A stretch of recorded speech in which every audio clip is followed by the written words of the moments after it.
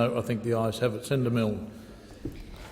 Thank you, Mr Deputy President. I rise today to take note of an answer from Senator Conroy, representing the Minister for the Environment, Minister Burke. And I stand today delighted that the World Heritage Committee meeting in Phnom Penh in Cambodia has today agreed to the extension of the Tasmanian Wilderness World Heritage Area, so that 170,000 hectares will be added to the Tasmanian Wilderness World Heritage Area, Mr Deputy President. This is an exciting day, not only for Tasmania, but for the world, because the world has recognised that these forests are of outstanding universal value to humankind. That is an extraordinary decision and something Tasmania can be really proud of.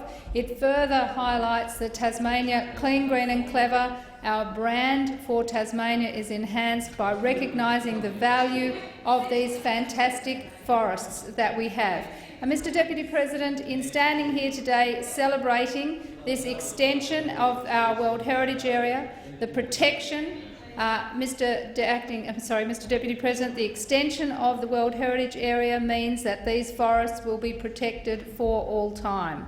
That is an amazing tribute to the people who have worked for that. And I go back to this campaign started in the early 1980s. No one will forget the Helsham Inquiry, Farmhouse Creek, and then in 1989 when we moved to put these forests into the World Heritage Area then, and it was resisted by the then Premier of Tasmania, Michael Field, and David Llewellyn, who they fought against it. Graham Richardson was the Federal Minister for the Environment, would have included those areas had they been agreed to, but it was held out and against that by, as I said, Michael Field and David Llewellyn.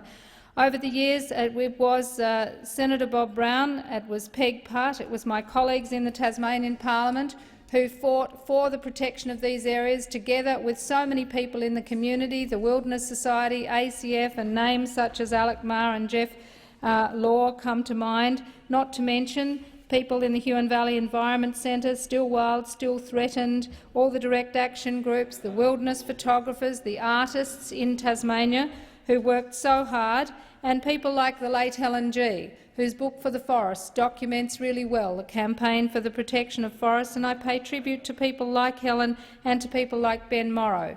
Ben, of course, who lost his battle with cancer, but he was one of the people who worked hard. And now we're seeing the Styx, the forests of the Styx, the Weld Valley, the Florentine, the Western Tiers, the glaciated landscapes of Mount Field, all going into the extension to the Tasmanian Wilderness World Heritage Area.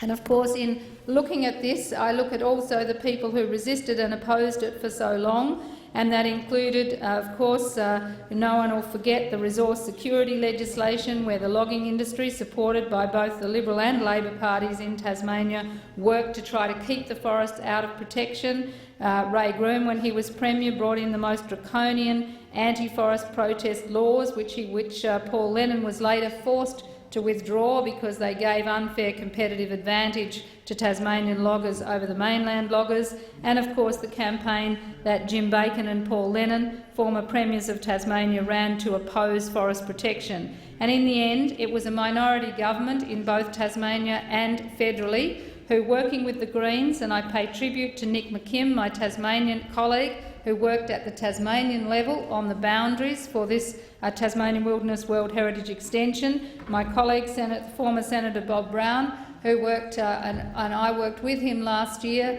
to work with Minister Burke to get this nomination up and ready to be submitted by the 8th of February this year. And I am delighted that Minister Burke got in that extension to the Tasmanian Wilderness World Heritage Area and that has been accepted and protected. I also welcome the fact that the World Heritage Committee has called on the Tasmanian and Australian governments to assess the cultural heritage of the area, and I would include in that areas beyond the area that's currently been listed, but looking at that Tasmanian Aboriginal heritage for the longer term, and I look forward to those assessments. I note that the Coalition has opposed this extension to the Tasmanian Wilderness World Heritage Area and remains opposed, and it is now It is now protected for all time, and I would urge the coalition to get behind this nomination and recognise what a fantastic thing it is for Tasmania and Australia to now be able to proudly say that those forests so long campaigned for are to be protected, will be looked after for the future, and I congratulate everyone concerned. There'll be great celebration Thank you, Senator in Tasmania. Milne. The time has expired. I put the motion moved by Senator Milne. Those of that opinion say aye. Those against say no. I think the ayes have it.